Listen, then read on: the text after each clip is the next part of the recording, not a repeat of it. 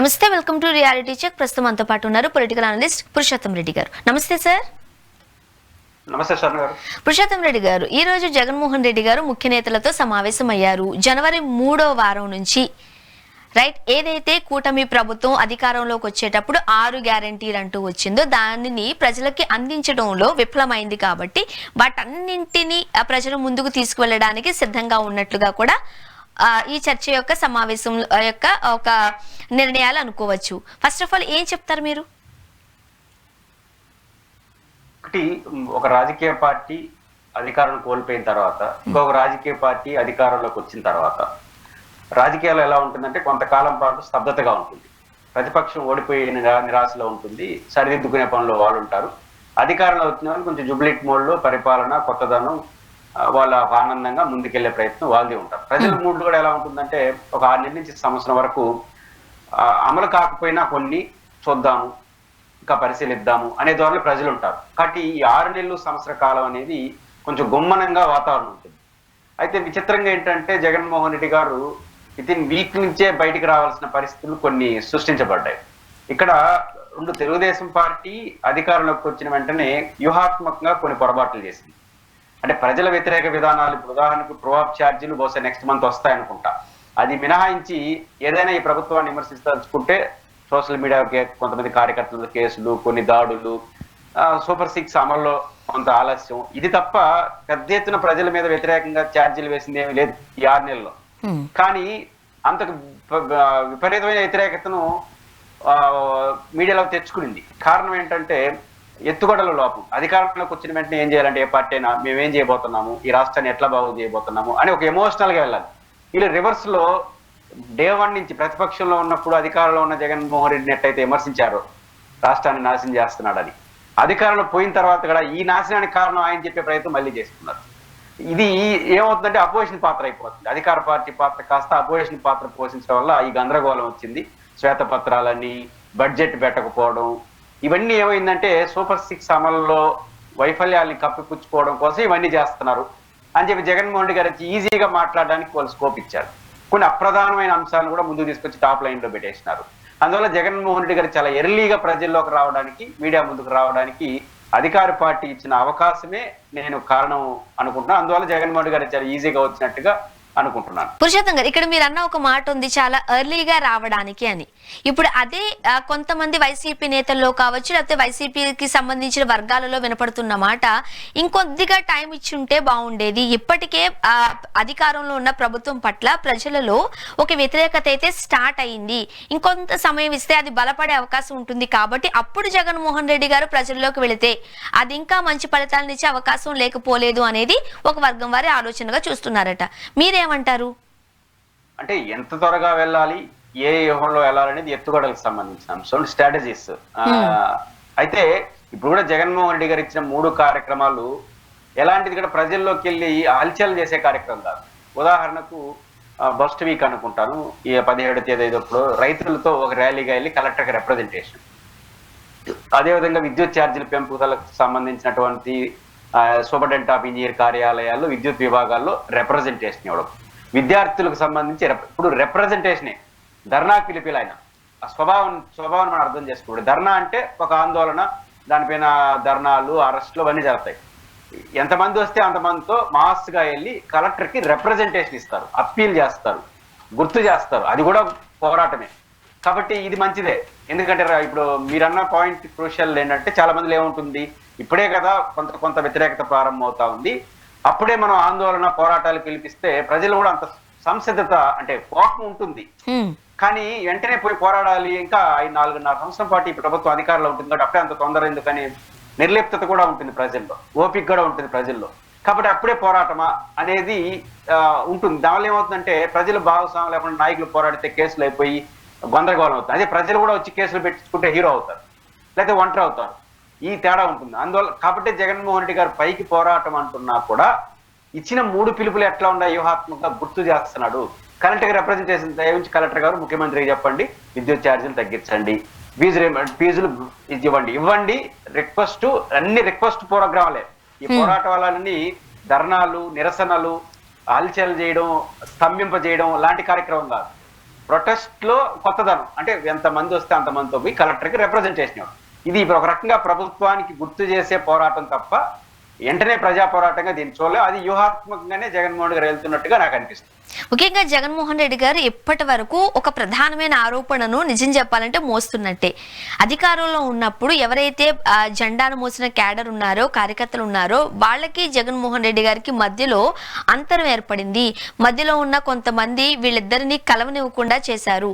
So ఆ అపవాదును తొలగించుకోవడానికి ఇప్పుడు ఎప్పుడైతే వెళ్తున్నారో ప్రజలకి, అక్కడికి సంబంధించిన నేతలు కానీ ఎమ్మెల్యేలు కానీ ఉండాల్సిన అవసరం లేదు.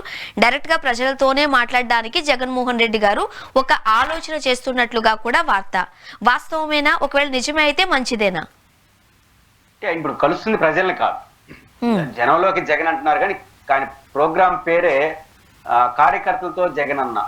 కార్యకర్తలతో కలుస్తున్నాడు ప్రజలు ఎవరైనా వచ్చి వినత పత్రాలు ఇస్తే తీసుకుంటాడేమో, బట్ ఏదైనా సమస్య ఉంటే ఆడికి వెళ్ళి అడ్రస్ చేస్తాడేమో. కానీ ఇప్పుడు వెళ్తా ఉండేది కేడర్ దగ్గరికి, ప్రజల దగ్గర జగన్ అన్న అయిపోయింది. ఇప్పుడు కార్యకర్తల దగ్గరికి జగన్ అన్న. కాబట్టి కార్యకర్తలతో ఇంకో 5 ఏళ్ళు నిర్లక్ష్యం చేశాడు కాబట్టి ఆ గ్యాప్ ను ఫిలప్ చేసుకొని వాళ్ళకి ఒక భరోసా ఇచ్చి కార్యోన్ముఖులు చేయడం కోసం వెళ్తున్నాడు. కాబట్టి ఇప్పుడు జగన్మోహన్ రెడ్డికి తీసుకున్న ప్రారంభం ప్యూర్ గా కార్యకర్తల కోసమే. అయితే ఇప్పుడు ఒక హడావుడి జరుగుతుంది వైసీపీలో. వెంటనే అన్ని రకాల పదవులు ఫిలప్ చేయండి. ఇంతకుముందు అధికారులు 5 ఏళ్ళు ఉన్నప్పుడు అసలు కమిటీలు, అధ్యక్షులు ఇవేమి ఉండవు. ఓన్లీ జగన్మోహన్ రెడ్డి గారు వాలంటీర్లు పోతాను. అన్ఎక్స్పెక్టెడ్ గా జనవరి లోపల అన్ని కమిటీలు ఫిలప్ చేసేయండి. వేలాది మంది నియోజకవర్గ కమిటీలు, జిల్లా కమిటీలు, 40-50 అనుబంధ సంఘాలు వేస్తుంటే కొన్ని వేలల్లో ఉంటాయి ఈ పేర్లు. ఇంతమందిని ఒకేసారి ఎందుకు జగన్మోహన్ రెడ్డి గారు ఫిలప్ చేయడం కోసం పదే ఒత్తిడి చేస్తున్నాడు? దీంట్లోనే జగన్మోహన్ రెడ్డి గారి స్ట్రాటజీ ఉంది. ఆ స్ట్రాటజీ ఏంటంటే, మనం చాలా సందర్భాల్లో చెప్పుకున్నట్టుగా నాకు అంత అర్థమైనంత మేరకు జగన్మోహన్ రెడ్డి గారికి కార్యకర్తలకు మధ్య గ్యాప్ ఉంది. ఎంత గ్యాప్ ఉంది? లోకల్ గా ఎమ్మెల్యేలు అడ్డుకుంటున్నారు నాయకుడిని కలగకుండా, పైన కోటరీగా అనుకుంటున్న వాళ్ళు డిస్టర్బెన్స్ ఉంది, జగన్ కి మాకు ఆటంకంగా ఉంది. ఇప్పుడు జగన్మోహన్ రెడ్డి గారు నేరుగా వచ్చి కార్యకర్తలకు సమావేశం అంటే ఆ కార్యకర్తల సమావేశాన్ని ఎవరు ఏర్పాటు చేయాలి? శ్రావణ్ గారు ఇక్కడ ఎవరు ఏర్పాటు చేస్తారంటే మళ్ళీ ఆ నియోజకవర్గం ఉన్నటువంటి ఎమ్మెల్యే క్యాండిడేట్, అంతే కదా. ఆ ఎమ్మెల్యే క్యాండిడేట్ ఎవరిని పిలుచుకొస్తాడు? తన మీద ఫిర్యాదులు చెప్పేవాడు ఎవరిని పిలుచుకురాడు, తనకు అనుకూలంగా పిలుచుకొస్తాడు. ఇప్పుడు జగన్మోహన్ రెడ్డి గారికి ఎమ్మెల్యేకి గ్యాప్ ఉంది. ఇప్పుడు ఎమ్మెల్యే మమ్మల్ని అడ్డుకుంటున్నాడు నాయకుడి దగ్గర పోనీయకుండా అని కార్యకర్త అనుకున్నాడు అనుకోండి, ఇప్పుడు ఆయన ఫిర్యాదు జగన్ చేయాలి కదా కార్యకర్తల సమావేశంలో. మళ్ళీ ఎమ్మెల్యే క్యాండిడేట్ పిలుచుకొని చూడుతూ వాడేం చెప్తాడు? దీన్ని పరిష్కరించ కోసం జగన్మోహన్ రెడ్డి వేసిన మాస్టర్ స్కెచ్ ఏంటంటే ఫస్ట్ కమిటీలు ఫిలప్ చేసేయమంటున్నాడు. మీరు అనొచ్చు కమిటీలు కూడా వాళ్ళని పెట్టుకుంటారు. ఇప్పుడు పెట్టరు, వాళ్ళు అధికారంలో ఉన్నప్పుడు వాళ్ళని పెట్టుకుంటారు. ఇప్పుడు పోరాడాలి కదా, వాళ్ళని పెట్టుకుంటే ఇంట్లో పనుకుంటారు. ఇప్పుడు పోరాడేవాడిని అనివార్యంగా గుర్తుపెట్టుకోవాలి. కాబట్టి కమిటీలు వేసేసి ఆ కమిటీలనే పిలవమంటాడు. రేపు జగన్మోహన్ రెడ్డి గారి జనవరి చివరిలో పిలవమనే సమావేశం మీ నియోజకవర్గంలో రాష్ట్ర కమిటీలు, జిల్లా కమిటీలు ఉంటాయి కదా, వాళ్ళే మాత్రమే పిలవాలని. అప్పుడు అనివార్యంగా ఇంకా గతి లేని పరిస్థితులు ఖచ్చితంగా కార్యకర్తలను ఆ మీటింగ్ పిలవాల్సిన పరిస్థితి వస్తుంది. ఆ రకంగా కార్యకర్తలకి తనకు మధ్య ఏర్పడిన గ్యాప్ ని ఫిలప్ చేసుకోవడం కోసం జగన్మోహన్ రెడ్డి గారు వేసిన స్కెచ్చే తొందరగా కమిటీలు వేసేయండి. ఆ కమిటీలో ఉన్న వాళ్ళని నియోజకవర్గాలు పిలవడం, అప్పుడు ముఖాముఖి మాట్లాడితే వీలైనంత ఎక్కువ గ్యాప్ ఫిలప్ చేయడం కోసం అవకాశం ఉంటుందని ఆయన బహుశా వ్యూహాత్మకంగా వెళ్తున్నాడు అనిపిస్తున్నారు. సార్, మీరు అన్నట్టుగా ఇప్పుడు ఈ స్కెచ్ కావచ్చు, స్ట్రాటజీ కావచ్చు, వేరేదైనా కావచ్చు, ఎందుకు ఎంత ప్రిపరేషన్? చాలా మంది మధ్యలో ఉన్న ప్రశ్న ఇది. ఎందుకు ఎంత ప్రిపరేషన్ అవుతున్నారు? ఎందుకు ఎంత ప్రిపేర్ అవుతున్నారు? స్వర్ణ గారు, ఇక్కడ పాయింట్ ఏంటంటే గ్యాప్ అంత వచ్చేసింది. మామూలుగా అయితే జగన్మోహన్ రెడ్డి గారు అధ్యక్షుడి హోదాలో జిల్లా కమిటీ అధ్యక్షుడికి పిలిపించేసి మీ నియోజకవర్గ కమిటీని ముఖ్య నాయకుల సమావేశమైనా నేను వచ్చేస్తాను అడ్రస్ చేసి వెళ్ళిపోవచ్చు. విడదీయరాని అనుమానాలతో కూడుకున్నటువంటి గ్యాప్ వచ్చేసింది జగన్తో. అది ఇక్కడ అసలు సమస్య. ఆ గ్యాప్ 5 ఏళ్ల గ్యాప్. మళ్ళీ వీళ్ళే మళ్ళీ అధికారంలోకి వచ్చినా కూడా మళ్ళీ ఈ దుస్థితే కదా అని భయం, గ్యాప్, అనుమానం అన్ని ఉన్నాయి కార్యకర్తల్లోకి. నేను ఉదాహరణ చెప్తాను. నేను ఒక 10-15 ఏళ్ళుగా రాజకీయాలు దూరంగా నుంచి చూస్తున్నాను. నాకు తిరుపతిలో ఉంటాను కాబట్టి స్వర్ణ గారు, ఇక్కడ బేసిక్ గా తిరుపతి ఎయిర్పోర్ట్ కి రాజశేఖర రెడ్డి గారు ముఖ్యమంత్రిగా ఉన్నప్పటి నుంచి నేను పేపర్లు చదువుతున్నాను. అంటే రాజకీయాలను బాగా దగ్గరగా. రాజశేఖర రెడ్డి గారు ముఖ్యమంత్రిని చూశాను, చంద్రబాబు నాయుడు ముఖ్యమంత్రి, రోసయ్య, కిరణ్ కుమార్ రెడ్డి, జగన్, ఇంతమందిని చూసినాను. ఏ ముఖ్యమంత్రి వచ్చిన విమానాశ్రయంలో తొక్కిస్లాట ముఖ్యమంత్రిని కలవడానికి. అసలు జగన్ వస్తే వచ్చాడా పోయాడా కూడా ఊరి తెలియదు ఈ 5 ఏళ్ళు. కానీ వీళ్ళందరికన్నా పవర్ఫుల్ లీడర్ ఆయన. మాస్గా జనంతో వచ్చి ఎందుకు వచ్చిందంటే ఒక్కొక్క నియోజకవర్గం నుంచి ఎవరు వస్తారంటే జగన్ ని విమానాశ్రయంలో వీడ్కోలు పలడానికి, ప్లస్ స్వాగతం పలడానికి. ఎమ్మెల్యే కొడుకు, లేకపోతే ఎమ్మెల్యే కూతురు, ఎంపీ కూతురు, ఎమ్మెల్యే కొడుకు, వాళ్ళు తప్ప ఇంకో కార్యకర్త రాడు. అసలు జగన్ కి తిరుపతి లాంటి నియోజకవర్గాల్లో, చంద్రగిరి నియోజకవర్గం కలిసి ఉంటాయి కదా, తిరుపతిలో పదుల సంఖ్యలో ఉంటారు జగన్మోహన్ రెడ్డి గారి తండ్రితో సంబంధాలు ఉన్నారు. వాడిని ఎవరిని రాణి గారు రాని నిమ్మనాశారని ఎమ్మెల్యే క్యాండిడేట్, ఎమ్మెల్యే కొడుకు మొత్తం. నేను 5 ఏళ్ళు అదే పరిస్థితి. జగన్ వస్తున్నాడా పోతున్నాడు ఊరికి తెలియదు. కార్యకర్తలను పట్టించుకోవడం మానేయారు. మామూలు ముఖ్యమంత్రి వస్తారంటే ఆవుదులో బాధ కలెక్టర్ ఆఫీస్ కుండా ధర్నాలు, మమ్మల్ని మాకు పాస్ లేని అదే. అంటే అంత గ్యాప్ వచ్చేసింది జగన్ కి కార్యకర్తల మధ్య. ఇప్పుడు 5 ఏళ్ళు అంత నడిపేసినారు, లాఠీ చార్జ్ చేసి పెట్టారు కార్యకర్తల మీద ఇండైరెక్ట్ గా. ఇంత చేసిన తర్వాత మళ్ళీ పోరాడమని పిలిపించేస్తే, మళ్ళీ గెలిస్తే మళ్ళీ అదే కదా సీన్ వస్తుంది.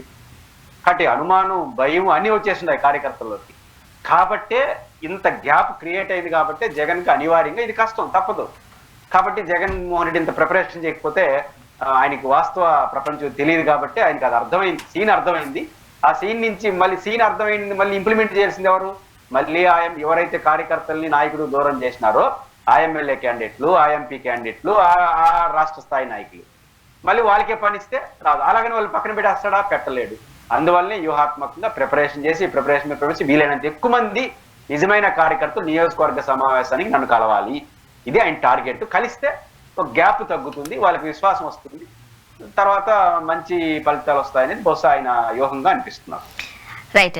పురుషోత్తం రెడ్డి గారు, మనము ఈ కాకినాడ పోర్టుకి సంబంధించి ఈ పర్సంటేజ్ విషయంలో కేఎల్ రావు గారు ఒక కేసు పెట్టారు, రైట్? అది అందులో విజయసాయి రెడ్డి గారి పేరు కూడా ఉంది అంటూ కూడా వార్త. ఒకసారి దాని డీటెయిల్స్ చెప్తారా సార్? అంటే ఇప్పుడు విజయసాయి రెడ్డి గారు హోంమంత్రి అమిత్ షాని కలిసినట్టుగా మన ఛానల్లో కూడా వచ్చి చూసాను, కలిసినట్టుగా. అంటే ఇప్పుడు కలవడం చాలా ప్రాధాన్యత. హోమ్ మినిస్టర్ విచారణలన్నీ ఆయన చేతిలో ఉంటాయి. పోర్ట్ అనేది నేషనల్ గవర్నమెంట్ తో రిలేటెడ్ గా ఉంటుంది కాబట్టి ఇప్పుడు కాకినాడ పోర్ట్, ప్రైవేట్ పోర్ట్ కి సంబంధించి కేఎల్ రావు సంబంధించి ఎవరో ఓనర్స్ దగ్గర నుంచి 42% షేర్స్ ని వైఎస్ఆర్ కాంగ్రెస్ పార్టీ అధికారంలో ఉన్నప్పుడు బలవంతంగా, అంటే సుబ్బారెడ్డి గారి కుమారుడు విజయసాయి రెడ్డి గారు ఇంకా అరబిందోకి సంబంధించిన వాళ్ళు బలవంతంగా బెదిరించి రాయించుకునేసినారు అనేది ఒక కేసు నమోదైనట్టుగా నేను పత్రికలో చదివాను.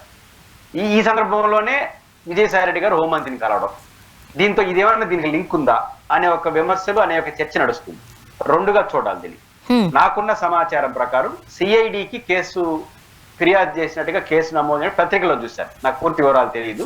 అయితే ఒకటి నిజం, దౌర్జన్యం చేస్తున్నా, అన్యాయం చేస్తున్నా ఆ సంబంధించిన రుజువు అయితే ఖచ్చితంగా వారిపైన చట్టపరమైన చర్యలు తీసుకోవాలి, ఎలాంటి వారైనా, అధికారాన్ని అడ్డం పెట్టుకుని ఎవరు చేసినా. కానీ ఇక్కడ ఎక్కడో నాకు టెక్నికాలిటీస్ నెగిటివ్ గా ఉన్నాయనిపిస్తుంది. ఇప్పుడు ఆ కేసు సిఐడికి ఇచ్చినట్టుగా నేను విన్నాను. ఇప్పటి వరకు అన్ని మీడియా ఛానల్లో కూడా ఈ విషయం ప్రస్తావన రాలేదు. అసలు మన ఛానల్ ఫస్ట్ రావచ్చు. నేను లీగల్ ఎక్స్పర్ట్స్ అడిగాను, ఏంది ఈ కేసు అంటే, అసలు సిఐడి ఈ కేసుని విచారించడానికి గ్రౌండ్ లేదు, విచారణ అర్హత లేదు, సిఐడి పరిధిలోకి ఈ కేసు రాదు. ఒకవేళ వాళ్ళు పెట్టినా కూడా వీళ్ళు క్వాష్ పిటిషన్, చంద్రబాబు గారు వేశారు కదా స్కిల్ డెవలప్మెంట్ కేసులో, అట్లాంటి క్వాష్ పిటిషన్ అంటే ఏమని వేసాడైనా, గవర్నర్ అనుమతి తీసుకోకుండా కేసు పెట్టారు కాబట్టి ఎఫ్ఐఆర్ ని క్లోజ్ చేశానన్నాడు.